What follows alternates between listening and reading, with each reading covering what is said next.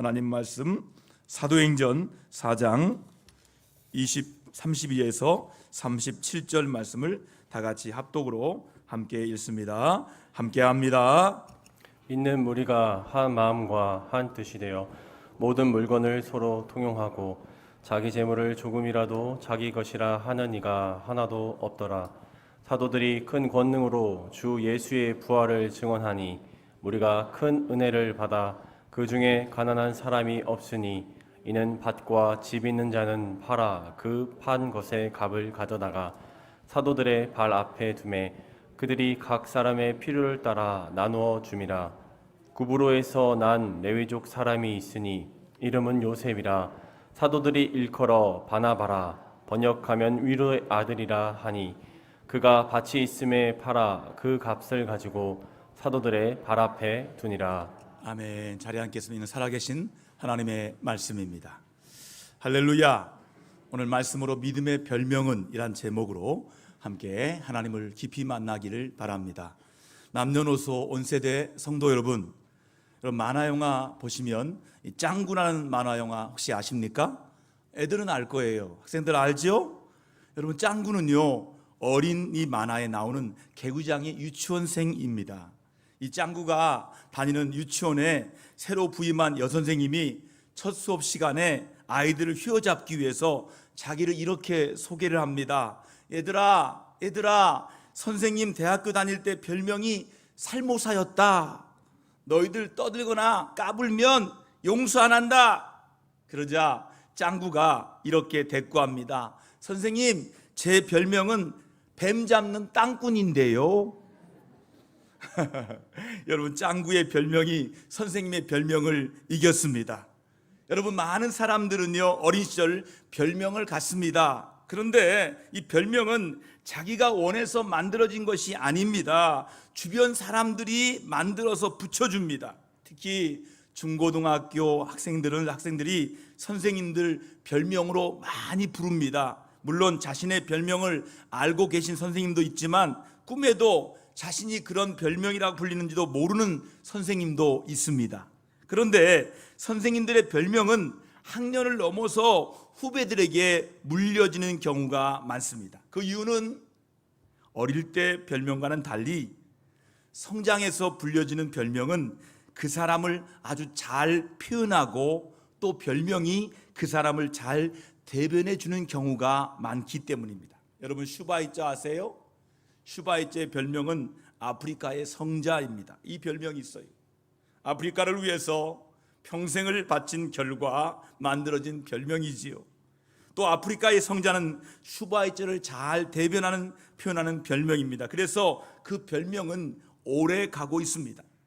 캘커타의 성자라고 불리는 고 마더 테레사라는 사람을 우리가 잘 알고 있습니다. 그런데 이 마더 테레사는 그분의 이름이 아닙니다. 그분의 원래 이름은 달라요. 마더 테레사는 별명이에요. 그분의 원래 이름은 아그네스 곤자 보아주입니다. 그런데 그분의 본명을 아는 사람은 거의 없습니다. 그의 별명인 마다 테레사가 그분의 모든 것을 알려주기 때문에 그분의 별명이 이름처럼 지금 불려주고 있어요. 제가 왜 이렇게 설교 시간에 별명 이야기를 하느냐 하면 오늘 우리가 읽은 이 말씀에도 본명보다 별명으로 우리에게 더 잘 알려진 사람이 나오기 때문입니다. 바로 바나바입니다. 여러분, 바나바의 본명은 요셉입니다. 그런데 그는 요셉이라는 이름보다 별명인 바나바가 더 알려져 있습니다. 그리고 성경에서도 계속해서 그를 바나바라고 말씀합니다. 여러분, 요셉이라는 본명은요 사라지고 바나바라는 별명이 자신의 이름이 된 것입니다. 바나바는요 구브로에서 태어난 위대인입니다. 본문 말씀 36절에 보니까 구브로에서 난 레위족이라고 기록하고 있습니다. 그는 레위인입니다. 그가 레위인이라는 말은 제사장 가문이라는 뜻입니다.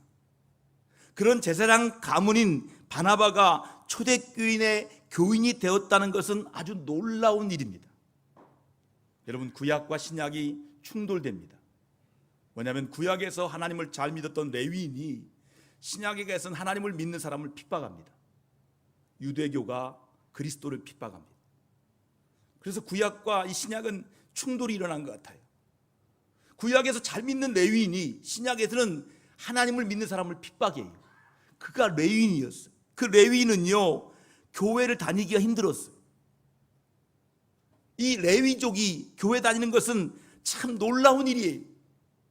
이 레위인들은 자신이 제사장 가문이라는 자부심이 대단해서 예수님을 믿는 것이 쉽지 않은 일이라고 합니다. 이런 이유로 말미암아 어떤 성경학자가 말하기를 바나바가 예수님을 믿었던 최초의 레위인이었을 것이다 라고 주장하기도 합니다. 그리고 이 바나바는 어느 정도 재산도 있었던 사람이에요. 본문에 30절에 말씀하고 있는 것처럼 그에게는 밭이 있었습니다. 구브로 출신인 바나바가 예루살렘에 밭이 갖고 있다는 것은 재산가라는 것입니다. 바나바뿐이 아닙니다. 그 가족들은 어느 정도의 재산이 있었던 것 같습니다. 우리가 잘 알고 있는 마가는 바나바의 조카입니다. 골로새서에 보니까 마가를 바나바의 생질, 그 누이의 아들이라고 소개합니다. 그렇다면 성경은 마가의 집을 어떻게 소개하고 있습니까?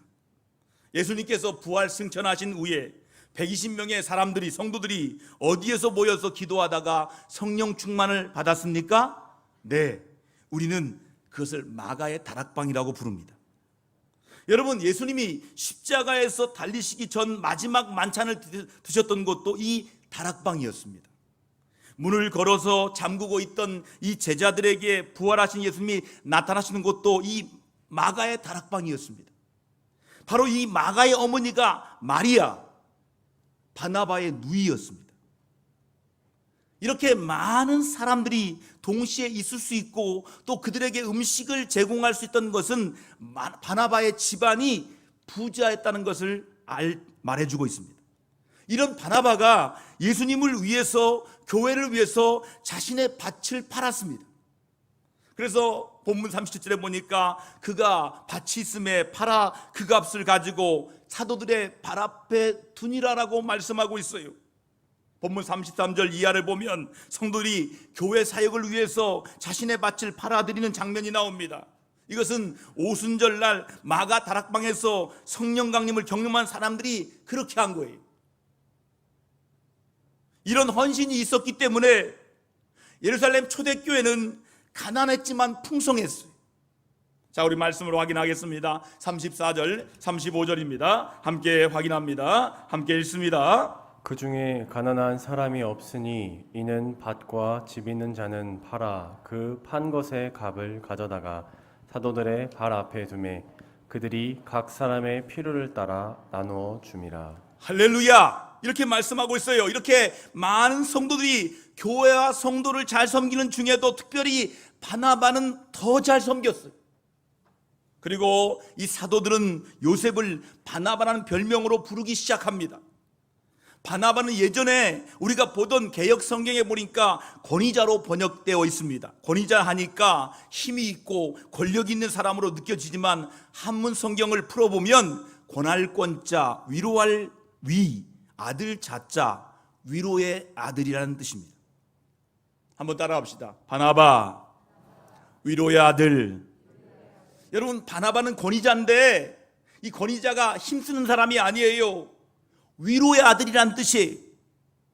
지금 우리가 보고 있는 개역 성경은 위로의 아들이라고 잘 번역되어 있습니다. 이렇게 요셉이 바나바라는 위로의 아들로 이름이 바뀌었다는 것은 그만큼 바나바는 성도들을 잘 위로하고 격려하고 세워주는 사람이었다는 뜻입니다. 바나바는 바울에게 위로자가 되어 주었습니다. 사도행전 9장에 보면 예수님을 믿고 변화된 바울이 예루살렘에 와서 사도들을 만나고 싶어 했지만 사도들은 바울을 두려워하여 만나주지 않았어요. 여러분, 사람은 만나길 원하는데 만나주지 않으면 못 만나요. 바울은 쟤들을 만나길 원했어요. 그런데 두려워서 만나주지 않습니다. 바울은 자신이 예수님을 믿고 변화되었다고 주장했지만 제자들은 그것을 믿을 수가 없었어요. 자신들을 잡으려고 바울이 일부러 변화된 척 하는 줄 알았습니다. 그때 바나바는요, 바울의 변화를 믿어주었어요.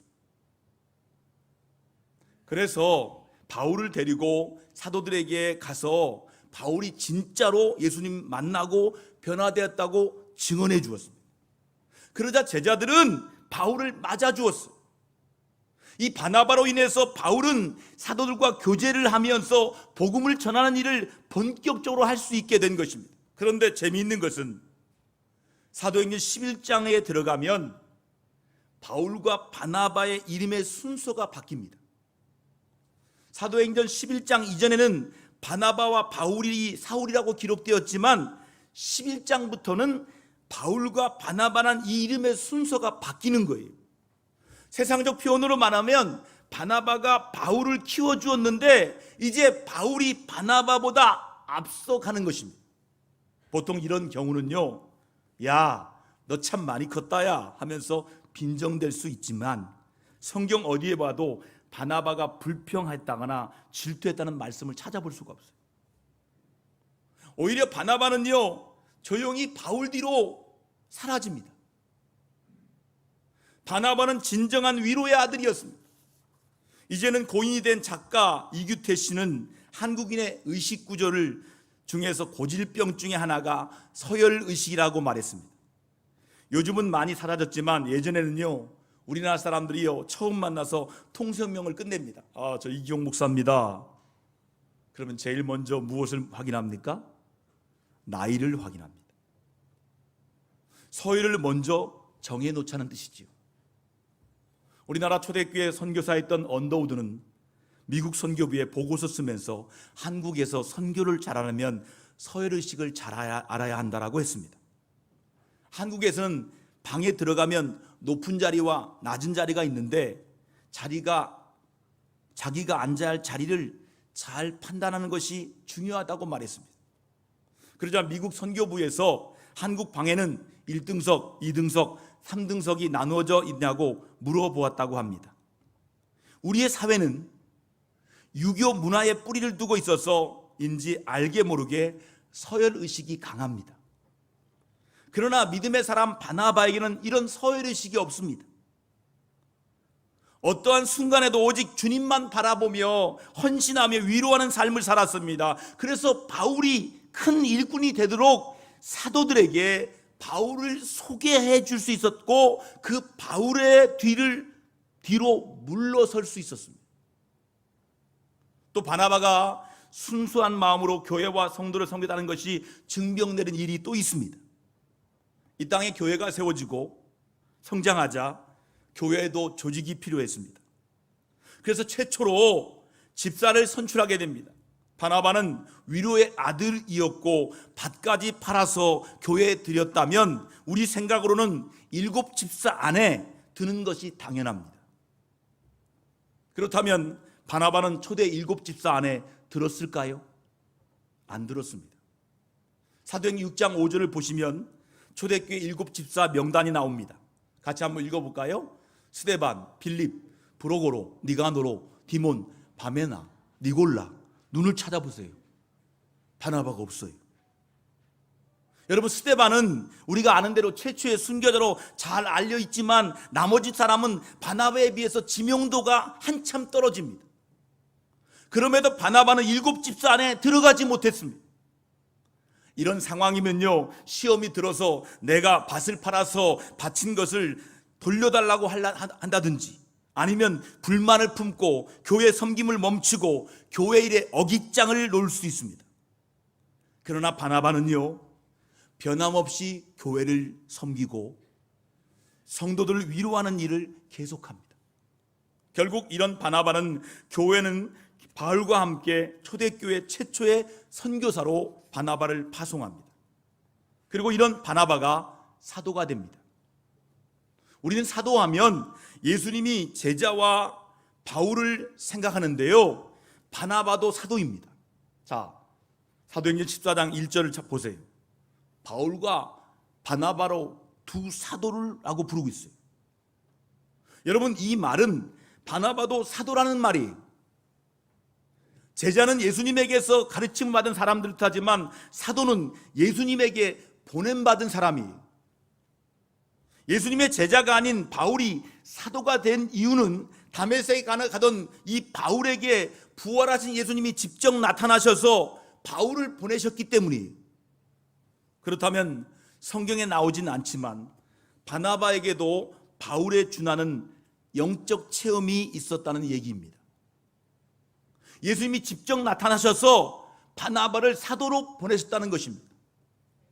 그래서 바나바가 사도가 된 것입니다.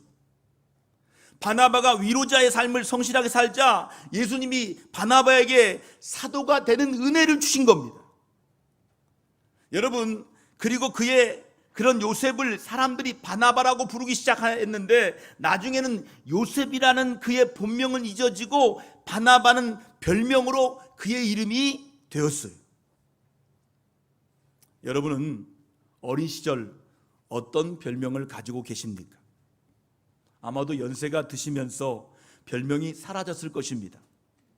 그런데 어떻게 생각하면 별명이 사라졌다는 것은 무미건조한 삶이 되고 있다는 것을 아닐까 생각해 봅니다. 그렇다면 다시 한번 별명을 가져보면 어떨까요? 물론 이제 우리는 믿음의 사람이고 나이도 있으니까 재미난 별명이나 놀림받는 별명이 아니라 바나바와 같은 믿음의 별명을 가져야 한다는 거예요. 저희 교회 구역마다 제가 별명을 지어줬어요. 잃어버린 구역도 있고 계속 쓰는 구역도 있습니다. 어제 신방한 구역은 다비다 구역이었어요. 별명을 지어줬어요. 여러분들도 믿음의 별명이 있어지기를 주님의 이름으로 축원합니다. 그런데 별명은 다른 사람이 나의 모습을 보고 내가 지어주는 게 아니라 누가 지어주는 거예요. 그렇다면 우리가 믿고 싶은 별명이 있다면, 얻고 싶은 별명이 있다면 내가 원하는 별명이 같이 살아야 한다는 거예요. 예를 들면 믿음의 사람이란 별명을 갖고 싶다면 믿음의 사람으로 살아야 사람들이 나를 믿음의 사람이란 별명을 붙여주는 거예요. 또 사랑의 삶을 살아야 사랑의 사람이란 별명이 불려줄 것이고, 우리가 위로의 삶을 살아야 우리는 바나바라는 별명을 얻게 된다는 거예요. 어느 목사님에게 스스로 자부심을 가지게 한 별명이 있었답니다. 어린 시절에 평범한 아이여서 별명이 없었지만 고등학교에 올라가면서 별명이 생겼습니다. 왜냐하면 그가 전도를 열심히 하자 친구들이 그를 보고서 목사님 같다라고 하기 시작했습니다. 그러던 그가 목사님이라는 별명을 확실하게 갖게 된 계기는 윤리 수업 시간인가 역사 수업 시간에 있었던 일 때문입니다. 세계의 종교편을 공부하는데 선생님이 갑자기 종파별로 한 명씩 나와서 토론을 해보라는 것입니다. 그러자 학생들이 갑자기 반응이 뜨거워졌어요. 이 토론에서 이기는 종교는 우리 모두 개종을 하자 하면서 자기 종교 대표자를 선발하기 시작했습니다. 그때 그가 기독교 대표로 나가서 토론을 하게 되었는데 그때 무슨 말 했는지 그는 지금 생각이 나지 않습니다. 그런데 기독교가 압도적인 분위기로 이겼답니다.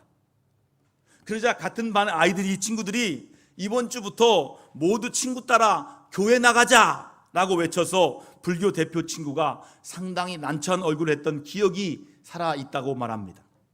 여러분, 그 이후로 그의 별명은 목사님으로 굳어져서 그를 모르는 다른 반 친구들도 그를 목사님이라고 부르기 시작했습니다. 그런 그분이 지금 진짜 목사가 되었습니다. 근데 목사인 그가 다른 이상한 별명으로 불려지면 안 되는 거예요. 고등학교 친구들 사이에서 목사님이라고 불렸던 그 별명과 같이 목사와 같은 삶을 계속 살아야 되는 거예요. 그래서 나중에는 그의 이름은 잊혀지고 목사님이라는 그의 별명이 그의 이름으로 기억이 되어야 한다는 거예요. 여러분, 알프레드 노벨 아십니까? 노벨은 다이너마이트를 발명하여서 정말 엄청난 돈을 벌었습니다. 노벨이 죽을 때 그의 막대한 재산을 헌납하여 노벨상을 만들었습니다. 그러나 노벨이 처음부터 이런 생각한 것이 아닙니다. 그가 노벨상을 만든 계기가 있었어요. 어느 날 노벨의 형이 죽었습니다. 그의 형이 죽었습니다. 그런데 프랑스의 한 신문이 노벨이 사망한 줄 알고 그의 부고를 신문에 실었습니다. 부고의 내용은 이렇습니다. 다이너마이트의 왕 죽다. 죽음의 사업과 파괴의 발명가 죽다라고 되어 있었습니다. 프랑스를 여행하던 중 이 기사를 읽은 노벨은 아주 큰 충격을 받았습니다. 그리고 자신을 돌아보며 깊은 생각에 빠졌습니다. 자신이 죽음의 사업가라는 별명으로 불려진 것을 알았기 때문입니다. 그래서 노벨은 자신의 평생 모은 재산을 기금으로 해서 매년 인류를 위해서 공헌한 사람들에게 상을 수여하게 했습니다. 그것이 지금 가장 권위 있는 상인 노벨상의 출발점이 되었습니다. 우리 교인들 가운데, 자녀들 가운데 노벨상 후보자가 나오시길 바랍니다. 노벨상 받는 우리 교회 되기를 축복합니다. 지금은 노벨은 죽음의 사업가로 기억하는 사람은 거의 없어요. 인류를 위해서 기여한 사람으로 사람들에게 기억됩니다. 노벨이 스스로의 노력으로 별명을 바꾸었기 때문입니다. 이렇게 우리도 좋은 별명을 갖기 위해서 오늘부터 노력해야 됩니다. 그리고 나이가 들수록 믿음 생활의 연수가 쌓일수록 점점 더 좋은 별명으로 불리어져야 한다는 거예요. 브라질 성자로 불리는 미국 출신의 선교사 멜란드라는 관한 글을 제가 읽어본 적이 있습니다. 멜란드 선교사는 브라질의 깊은 산골에 들어가 선교하여 별명이 평생 5번 바뀌었다고 합니다. 멜란드 선교사는 부부는 처음 브라질의 인디안들을 찾아가 의료 선교를 시작하자 인디안들은 그들 부부를 백인이라고 불렀습니다. 사실 백인이라는 말에는 증오가 담겨져 있습니다. 백인들이 자신들을 괴롭혔기 때문입니다. 그런 안 좋은 별명으로 불림에도 멜란드 부부는 계속 의료 봉사를 통해서 주민들의 목숨을 구해주고 헌신적으로 병을 치료해 주었습니다. 그러자 인디안들이 그들 부부를 존경하는 백인이라고 별명을 바꾸어 부르기 시작했습니다. 그렇게 10년의 세월이 지나면서 멜란드 부부가 인디언들의 언어를 열심히 배워 유창하게 인디언의 말을 구사하고 인디언들의 생활 습관을 익히자 인디언들은 멜란드 부부를 백인 인디언이라고 별명을 바꾸어 부르기 시작합니다. 그러던 어느 날 선교사 부부가 인디안 소녀를 치료해 주면서 그 아이의 발을 씻어주자 인디안의 발을 씻어주는 백인을 처음 본 사람들은 멜란드 부부를 하나님의 사람이라고 부르기 시작합니다. 그리고 마지막에는 인디안들이 멜란드 부부를 브라질의 성자라고 불렀다고 합니다. 여러분, 우리가 새해가 되면 많은 계획을 세웁니다. 2020년 새해도 벌써 절반이 지나가고 있습니다. 6월을 맞이하면서 올해는 특별히 믿음의 별명을 하나 만드는 것을 계획으로 더 추가했으면 좋겠습니다. 바나바와 같이 우리도 기도의 사람, 믿음의 사람, 전도의 사람, 봉사의 사람, 위로의 사람, 섬김의 사람 같은 별명을 갖는 것입니다. 우리가 이런 별명을 갖고 또 그렇게 살아간다면 우리 주님께서 얼마나 기뻐하실까요? 자, 사도행전 11장 24절 말씀을 같이 읽습니다. 바나바를 소개한 말씀입니다. 함께 읽습니다. 함께 합니다. 바나바는 착한 사람이요 성령과 믿음이 충만한 사람이라. 이에 큰 무리가 주께 더하여 지더라. 할렐루야. 이 말씀이 있습니다. 이 말씀을 통해 바나바가 자신의 별명같이 계속 살아갔다는 것을 알게 됩니다. 요셉은 사도들이 불러 붙여준 바나바라는 별명답게 진짜 바나바가 되었습니다. 우리도 올해 절반이 지나가는 지금 바나바와 같이 하나님 나라를 위해서 또 주님의 몸된 교회를 위해서 헌신함으로 믿음의 별명을 얻고 믿음의 별명대로 살아가시는 여러분 되기를 주님의 이름으로 축원합니다. 그렇게 살아간다면 훗날 우리가 천국에 들어갈 때 우리 예수님께서 천국문 앞에서 나의 이름을 부르는 것이 아니라 나의 믿음의 별명을 부르면서 착하고 충성된 종아 수고하였다 위로해 주시고 칭찬해 주실 것입니다.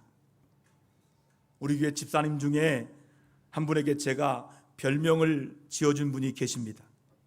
그 집사님은요, 저렇게 다양한 꽃을 찍어서 카톡으로 저에게 보내줍니다. 그래서 제가 그 집사님 별명을 지어줬어요. 꽃사진 배달부 집사님. 별명을 제가 지었어요. 꽃배달 집사님. 저는 복음 배달부가 되기를 원합니다. 우리 목사님은 복음 배달부야. 우리 목사님 입에서는 복음만 나와. 그렇게 불려졌으면 좋겠습니다. 우리 동대전 교회 모든 온 세대 성도 여러분, 바나바와 같이 믿음의 별명 얻고 그 믿음의 별명대로 살아가시는 우리 온 세대 성도들 다 되기를 우리 주님의 이름으로 기도드립니다.